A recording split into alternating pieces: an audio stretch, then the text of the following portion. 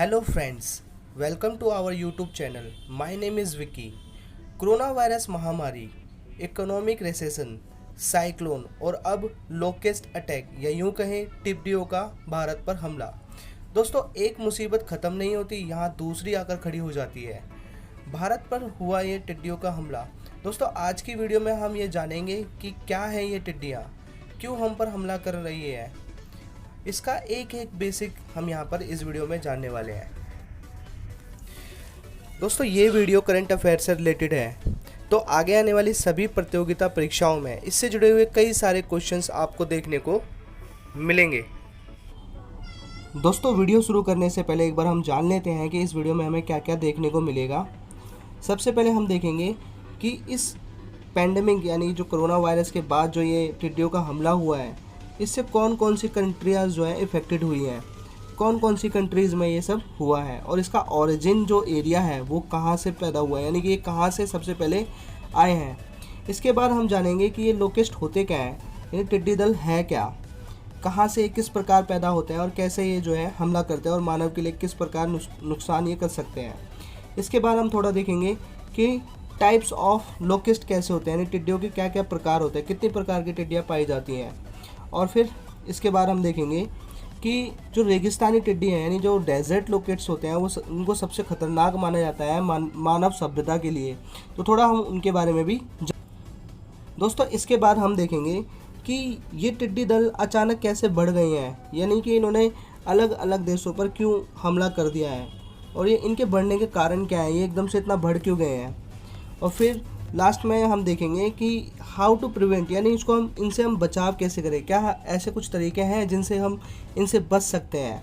और फिर एक इम्पॉर्टेंट टॉपिक जो हमें एग्ज़ाम के मोटिव से बहुत ज़्यादा इम्पोर्टेंट लग रहा है, वह है टिड्डी चेतावनी संगठन, यानी लोकेस्ट वार्निंग ऑर्गेनाइजेशन। ये जो है एक ऑर्गेनाइजेशन है जो हमारी सरकार द्वारा बनाया गया है, इसके बारे में भी हम अच्छे से डिस्कस करेंगे। तो चलिए दोस्तों, शुरू करते हैं वीडियो को। दोस्तों, आपसे एक रिक्वेस्ट है, अगर आपको वीडियो अच्छा लगे तो लाइक, शेयर एंड कमेंट्स करना ना भूलें और हमारे चैनल पर बने रहने के लिए इस चैनल को सब्सक्राइब करें और बेल आइकॉन को प्रेस करें। चलिए दोस्तों, शुरू करते हैं।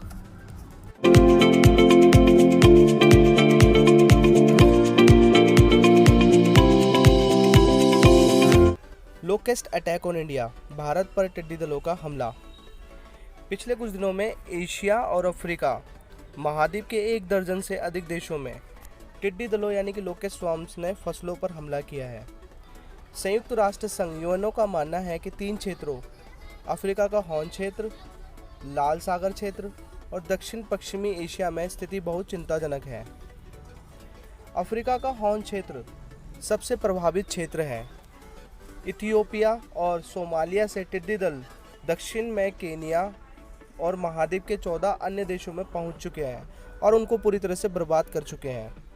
लाल सागर क्षेत्र में टिड्डी दल सऊदी अरब, ओमान और यमन पर टिड्डियों के दलों ने हमला किया है। दक्षिण पश्चिम एशिया में टिड्डी दलों ने ईरान, पाकिस्तान और भारत में जो है बहुत ज़्यादा नुकसान पहुंचाया है। दोस्तों, मैप की सहायता से हम देखते हैं कि किस प्रकार इन टिड्डी दलों ने हमें नुकसान पहुंचाया और किस प्रकार से ये जो है आए हैं।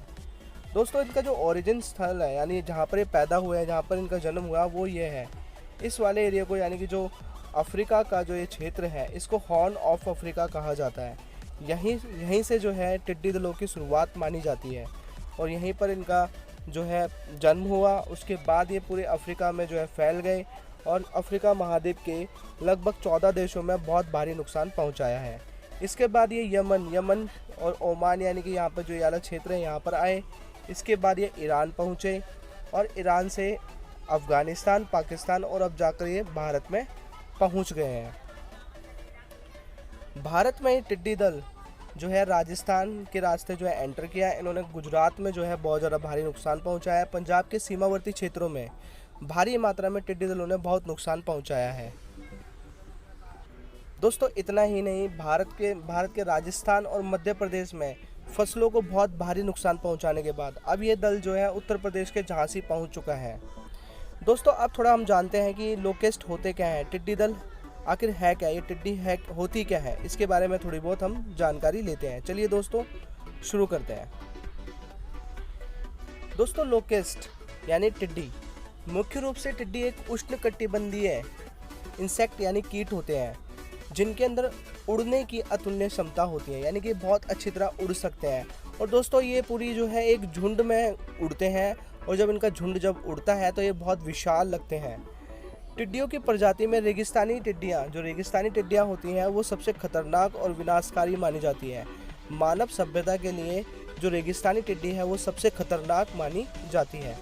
आमतौर पर जो ये टिड्डियाँ हैं ये जुलाई से अक्टूबर के महीने में आसानी से देखी जा सकती है, क्योंकि ये गर्मी और बारिश के मौसम में अधिक सक्रिय होती हैं। यानी कि जो ये टिड्डियाँ होती हैं ये गर्मी और बारिश का जो मौसम होता है नमी भरा, उस समय इनके प्रजनन को जो है बढ़ावा मिलता है और ये बहुत अधिक मात्रा में जो है देखी जा सकती हैं।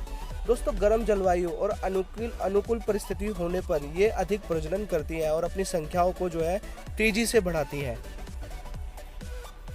दोस्तों अब जानते हैं कि भारत में जो है कितने प्रकार की टिड्डियों की प्रजाति पाई जाती है।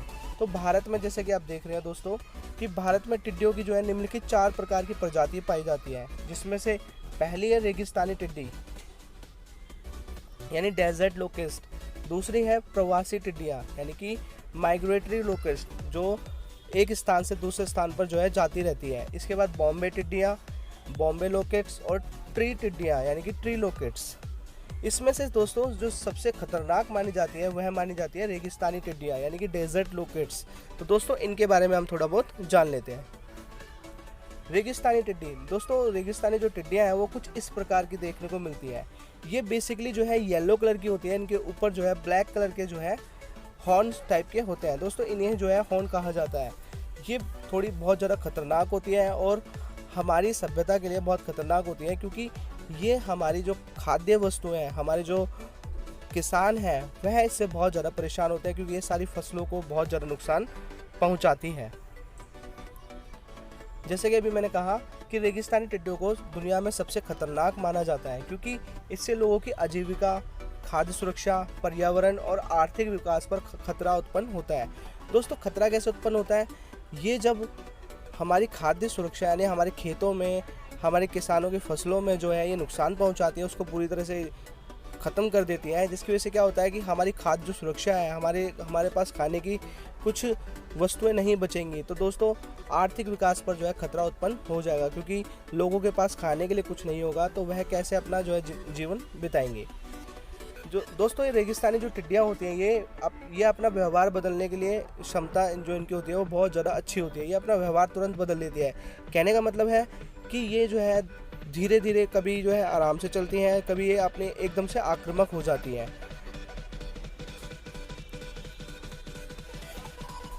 ये व्यवहार बदलने की अपनी क्षमता में अपनी प्रजाति के अन्य कीटों से अलग होते हैं और लंबी दूरी तक पलायन करने के लिए बड़े बड़े झुंडों यानी स्वाम्स का निर्माण करते हैं। दोस्तों ये क्या करते हैं कि ये एक बहुत बड़ा जो एक झुंड करते हैं, जिसमें एक एक करके बहुत सारे जो है इकट्ठा हो जाते हैं और एक पूरे झुंड का निर्माण करके जो है एक क्षेत्र से दूसरे क्षेत्र में जो है पलायन करते हैं, एक क्षेत्र से दूसरे क्षेत्र में जाते हैं। और दोस्तों आपको जो है शौक होगा कि आमतौर पर जो इनका झुंड होता है वो लगभग जो है एक दिन में 150 से लेकर 200 किलोमीटर की यात्रा तय करता है। यानी कि ये जो झुंड है ये लगभग जो है 150 से 200 किलोमीटर तक जा सकते हैं, चल सकती हैं। इसके बाद दोस्तों हम देखते हैं दोस्तों एक जो वर्ग किलोमीटर का क्षेत्र होता है, लगभग जो 1 वर्ग किलोमीटर का जो क्षेत्र होगा उसके अंदर दोस्तों 40 से 80 मिलियन टिड्डियाँ जो है समा जाती हैं।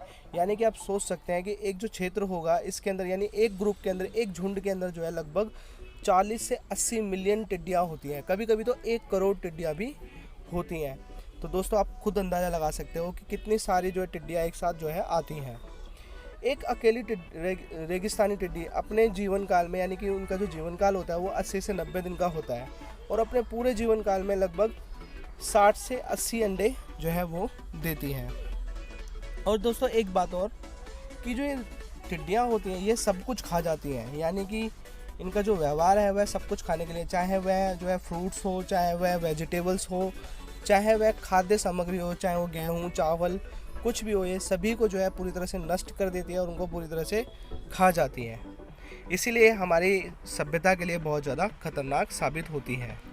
दोस्तों अब बात करते हैं कि ये अचानक से जो टिड्डियों का जो झुंड है, जो स्वॉर्म्स है, वो एकदम से कैसे बढ़ गया है, वो एकदम से क्यों आ गया है।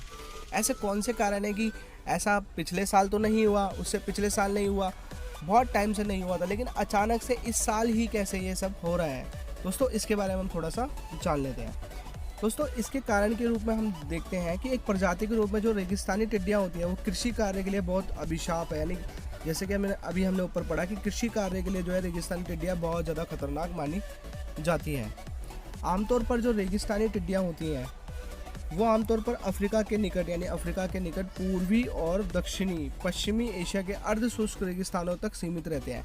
यानी अगर आमतौर पर देखा जाए तो जो टिड्डियाँ होती हैं वो अफ्रीका और पूर्वी दक्षिणी पश्चिमी एशिया के शुष्क स्थानों पर रहती हैं। अर्ध शुष्क मतलब जहाँ नमी वाला क्षेत्र होता है वहाँ पर जो है ये सीमित होती हैं। लेकिन कुछ मौसम वैज्ञानिकों का मानना है कि टिड्डियों का इस प्रकार प्रजनन जो कृषि कार्यों के लिए चिंता का विषय है, हिंद महासागर के गर्म होने का अप्रत्यक्ष परिणाम है। दोस्तों जैसे कि आपको पता ही है कि अभी ग्लोबल वार्मिंग की वजह से, यानी कि जो क्लाइमेट चेंज हुआ है उसकी वजह से जो हमारा हिंद महासागर है उसका जो वाटर है वो बहुत ज़्यादा गर्म हो गया, जिसकी वजह से एक अर्ध शुष्क क्षेत्र जो है वहाँ पर पैदा हुआ। और जिसकी वजह से हुआ क्या कि पश्चिमी हिंद महासागर में एक सकारात्मक हिंद महासागर द्विध्रुवीय या अपेक्षाकृत अधिक तापमान पाया गया, जिसके कारण क्या हुआ है कि भारत और पूर्वी अफ्रीका में बहुत ज़्यादा वर्षा हुई है। दोस्तों जैसे कि आपको पता ही है कि जब समुद्र जो है गर्म हो जाता है तो उसका जल जो है बहुत अधिक मात्रा में वाष्पित होकर जो है बादल बनते हैं और उससे अधिक वर्षा जो है होती है। दोस्तों अधिक वर्षा के कारण क्या हुआ है कि जो अफ्रीकी जो रेगिस्तान है वहाँ पर जो है नम क्षेत्र बन गया, यानी कि नम हुए अफ्रीकी रेगिस्तानी क्षेत्रों में टिड्डियों के प्रजनन को बढ़ावा दिया और वर्षा के अनुकूल हवाओं द्वारा इन्हें भारत की ओर बढ़ने में सहायता मिली। दोस्तों जैसे कि हवा चली है, इनका जन्म तो वैसे जो इनको प्रजनन हुआ है वो ज़्यादा हुआ है वो रेगिस्तान में हुआ है, यानी कि अफ्रीका के रेगिस्तान में हुआ है, लेकिन जो वर्षा की जो हवाएं चली हैं वो जो है उसको भारत की ओर जो है उनको मोड़ दिया है। इसके अलावा अगर हम बात करें तो कोरोना वायरस के कारण जो है, कोरोना वायरस के प्रसार को रोकने के लिए जो जारी लॉकडाउन किया गया है उसके कारण क्या हुआ है कि बहुत सारे कीटनाशकों को अच्छी तरह से जो है छिड़काव नहीं किया गया है। यानी कि लॉकडाउन होने के कारण जो है कई सारे लोगों ने छिड़काव को अच्छे प्रकार से नहीं किया है, जिसकी वजह से भारत, पाकिस्तान और अफगानिस्तान में कृषि गतिविधियों को प्रभावित किया। यानी कोरोना वायरस के कारण भी अगर हम कह सकते हैं कि कीटनाशक को हमने अच्छी तरह से नहीं छिड़का, जिसकी वजह से जो है इनको बढ़ावा मिला। अब हम बात करते हैं भारत में क्या स्थिति है इस समय इनकी। पश्चिमी भारत के राजस्थान, गुजरात और यहाँ तक कि मध्य प्रदेश तथा दिल्ली के कुछ क्षेत्रों में टिड्डी दल कृषि आपदा का रूप ले रही है, यानी कि यहाँ पर धीरे धीरे जो है ये बहुत ज़्यादा नुकसान पहुँचा रही है। हाल ही में प्राप्त जानकारी के अनुसार टिड्डी दल जो है उत्तर प्रदेश के झांसी तक पहुँच गया है। अब प्रशासन की माने तो उन्होंने जो है कहा है कि वहाँ पे पहले से ही जो है उन्होंने तैयारी करके रखी हुई है। दोस्तों यहाँ पर हम थोड़ी सी एक दो पिक्चर्स देखते हैं इनके बारे में कि किस प्रकार से जो है ये नुकसान पहुँचाती है। जैसा कि दोस्तों आप देख रहे हैं कि ये जो टिड्डी है ये हमारी फसल को जो है पूरी तरह से खा जाती है, नष्ट कर देती है और ख़राब कर देती है। ये देखिए दोस्तों, इसमें आप देख रहे होंगे कि किसान जो है अपने खेतों में से किस प्रकार से जो है इन टिड्डियों को जो है भगा रहे हैं।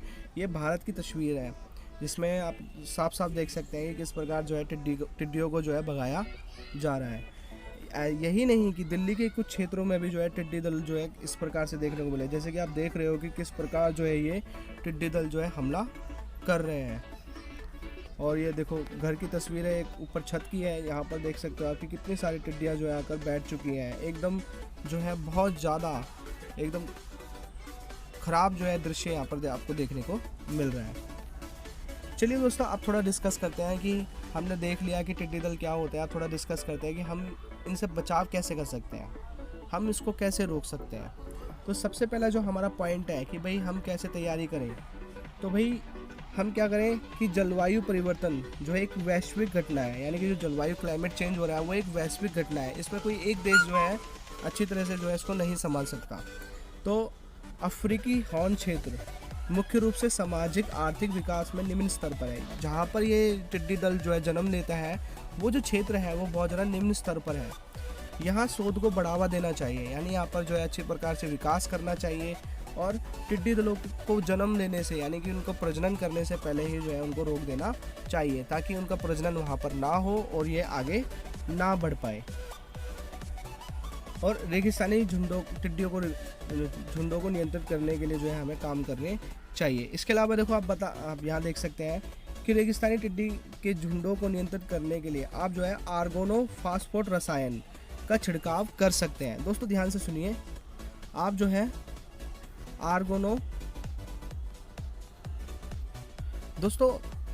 आर्गोनोफॉस्फेट जो रसायन है उसका हम छिड़काव कर सकते हैं इनसे बचाने के लिए। लेकिन इसमें सावधानी ये रखने की है कि भाई ये जो छिड़काव है ये उन क्षेत्रों में करना चाहिए जहाँ पर कृषि कार्य नहीं किया जाता, यानी जहाँ पर कृषि नहीं होती है वहाँ पर हमें इसका छिड़काव नहीं करना चाहिए, क्योंकि ये जो रसायन होता है ये बहुत ज़्यादा जहरीला यानी विषाक्त होता है।